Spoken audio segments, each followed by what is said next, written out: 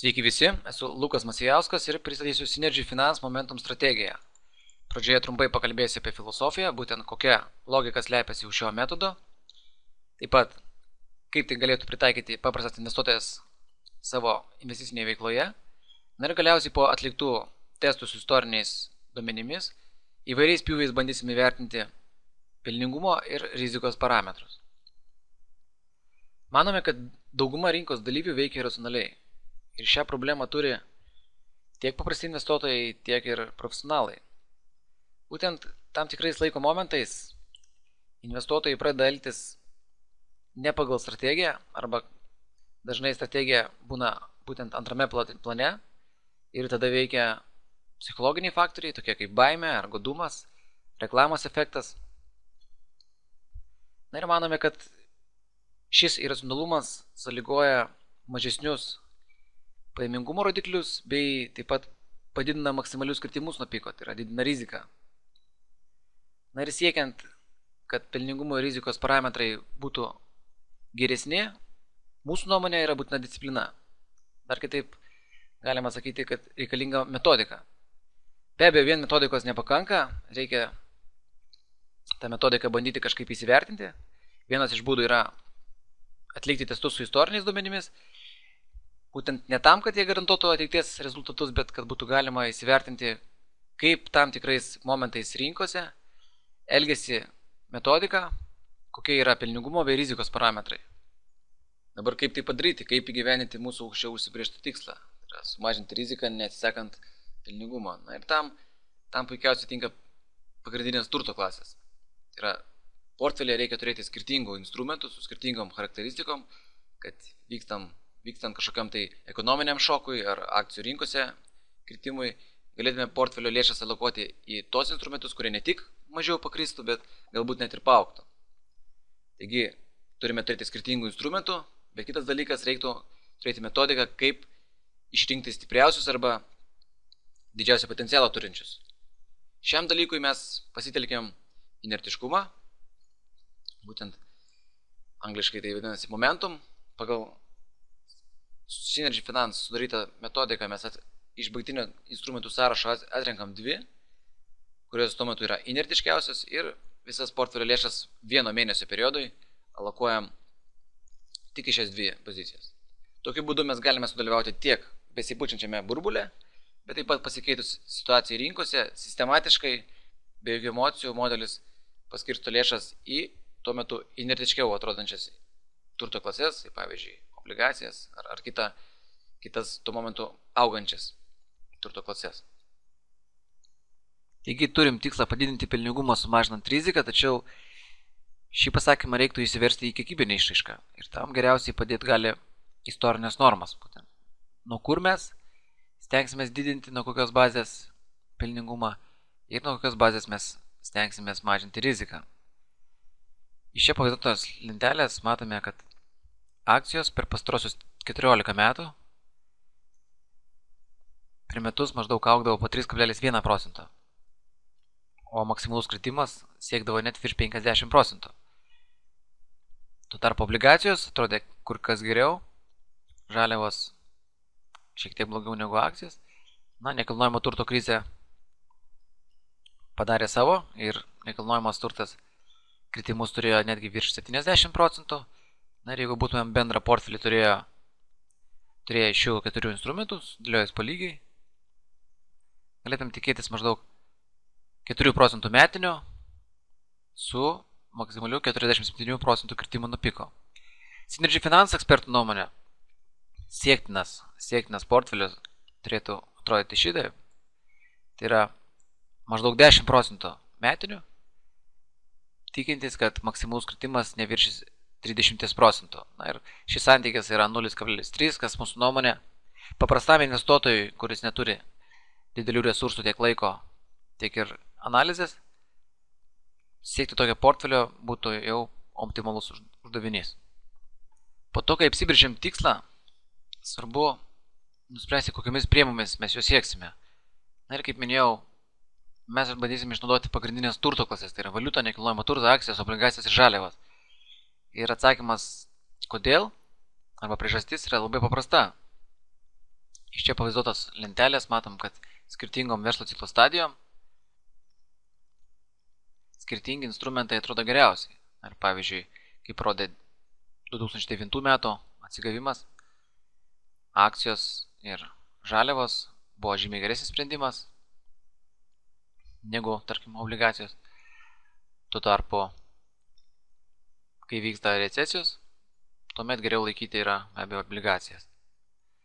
Na ir, kaip minėjau, portfelėje svarbu turėti įvairių turto klasių, įvairių instrumentų, kad tu galima ne tik sumažinti kritimus nuo piko, kai vyksta recesiniai periodai ir kiti ekonominiai šokai, bet taip pat, kai vyksta kitokios verslo ciklo fazės stadijos, kad mes savo pelningumą ne tik nesisakytumėm pelningumą, bet ir padidintumėm. Šioje skaidrėje pavaizduota visi 16 instrumentų, kuriais mes mėginsim įgyvendinti savo investavimą į pagrindinės turto klasės. Kodėl ETF-ai?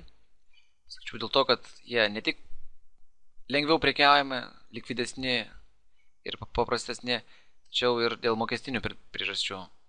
Tai yra, neturi įėjimo mokesčių, laisvai prekiaujami, kaip minėjau, rinkoje, neturi jokių sėkmės mokesčių, o valdymo mokestis dažniausiai yra gerokai mažesnis negu aktyviai valdomų fondų. Sekantis dalykas, ką reikėtų paminėti, tai yra, koks yra algoritmas paprastam investuotojui. Na ir čia paprastas dalykas, kad kiekvieno mėnesio gale mes apskaičiuojame du inertiškiausius instrumentus iš prieš tai rodyto sąrašo ir sekančią dieną į šias dvi pozicijas po 50% portfelio lėšų nukreipima investicijoms. Ši procedūra atliekama kiekvieną mėnesį. Tokiu būdu mes galime išvengti didesnių kritimų, nes portfelėje alokuojama tik tos turto klasės, kurios tuo metu yra inertiškiausios.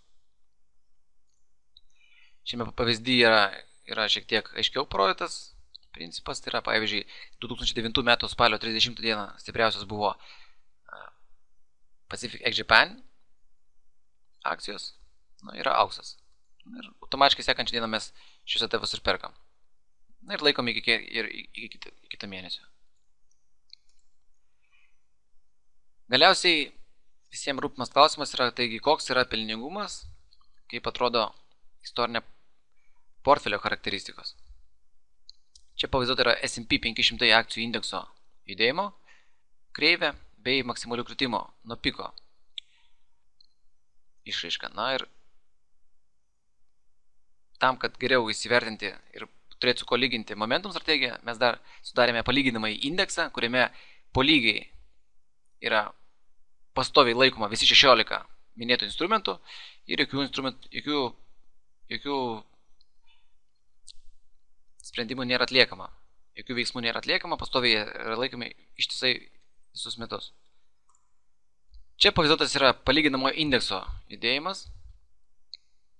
Matome, kreivė ženkliai yra pastovesnė iki 7 metų, to krito kaip ir S&P. Tačiau maksimalūs kritimai jau yra mažesni negu S&P 500. Na ir įdomu, kaip momentum strategija. Šioje vietoje matom, kad portfelio prieaugis yra ženkliai didesnis. Tuo pat metu maksimalūs kritimai nuo piko taip pat yra sumažinami. Šioje lentelėje pavaizduota yra mėnesinių pokyčių istorinė charakteristika, kur galima pamatyti kiekvieno mėnesio nuo 97 metų pokytį. Čia trumpai galim pasakyti, kad momentum strategija tiek palyginamą indeksą, tiek S&P 500 viso tyrimojo laiko lenkia 60%. Tai yra 60% su mėnesiu jos rezultatas buvo geresnis negu palyginamo indekso ar S&P 500. Kitas dalykas, kuris labai įdomus vertinant strategijas, tai yra pažvelgti, kaip elgėsi modelis tam tikrais laiko momentais ir kokius sprendimus jis buvo atlikęs. Ir galime matyti, kad 2001 metų per dotcom burbulą sprogimą vykstant recesijai, obligacijų sudėtis buvo didesnė negu akcijų. Taip pat modelis buvo nupirkęs nekilnojamą turtą, kuris tuo metu demonstravo gerus prieaugius, nes buvo sudarytos geros sąlygos augti, na ir ko pasiekoje 7 metais tai užaugo iki burbulo ir sprogo. Na ir per šią recesiją mes matome, kad modelis daugiau naudoja ir žaliavų, taip pat obligacijos dominavo. Nekilnojamo turto reakcijų matom praktiškai yra minimaliai, nekilnojamo turto iš viso nėra. Čia pavaizduota, kiek visų laiko buvo paimta akcijos, obligacijos ar žaliavos. Na ir matom, kad akcijos didžiąją laiko, virš 50% visų pozicijų buvo akcijose. Mažiausiai portfelis investuodavo į žaliavas. Na ir galiausiai priėjom vieną turbūt iš esminių lentelių, kurie pavaizduoti mūsų praktikoje naudojami pelningumą ir riziką apsprendžiantys parametrai. Na ir atlikus testus su istoriniais duomenimis, matom, kad metinis pokytis, kurie sprendžia Compounded Annual Growth Rate, yra 13,2%, tai yra dydis, kuris rodo, kiek per metus augant investicijom. Per tos 13-14 metų pasiekėm 400% pokytį. Na ir Momentum strategija sugeneravo 13% metinių, tarpu tiek palyginamasis indeksas, tiek S&P 500 ženkliai mažesnius. Tuo tarpu rizikos parametruose svarbu žiūrėti į blogiausią 12 mėnesių rezultatą ir maksimalų kritimo nuo piko, kas šiuo atveju yra ženkliai mažesni negu palyginamo indekso ar S&P 500, kuris daugiausiai krito netgi 52%.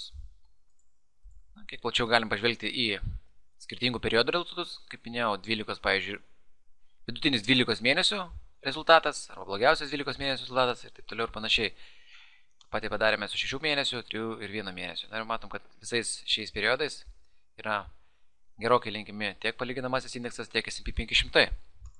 Lendant galiau 12 mėnesių pokyčių rezultatus ar statistiką, pravartu nusibraižyti histogramą. Na ir matom, kad šioje histogramoje mėlynai atvaizduoti mėlyni stulpeliai, kurie atvaizduoja Momentum strategijos pasiskirstimus, yra dešiniau negu palyginamo indekso raudoni ir pilki S&P 500. Tai iš esmės sprendžia geresnius pelningumo bei rizikos galutinius rezultatus.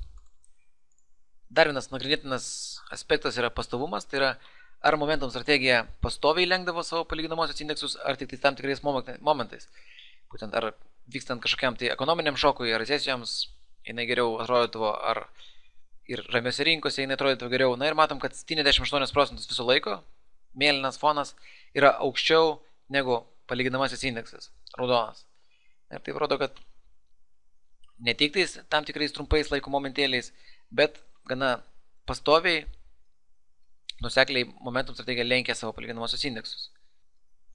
Na ir galiausiai reikėtų pakalbėti apie komisinius. Kaip žinia, investavimas nėra nemokamas malonumas, taigi komisiniai daro ir dažniausiai nemažą įtaką.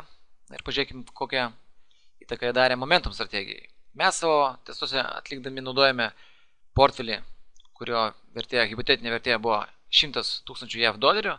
Traktavimo, kad vienas sandoris kainuoja $1. Na ir tuomet rezultatams įtaka yra praktiškai nulinė. Tačiau jeigu jūsų portfelis yra 10 000 dolerių dydžio ir jums komisiniai yra 12 dolerių per sandorį, gana aukšti komisiniai, tuomet jūs atsidurite šiame stulpelyje.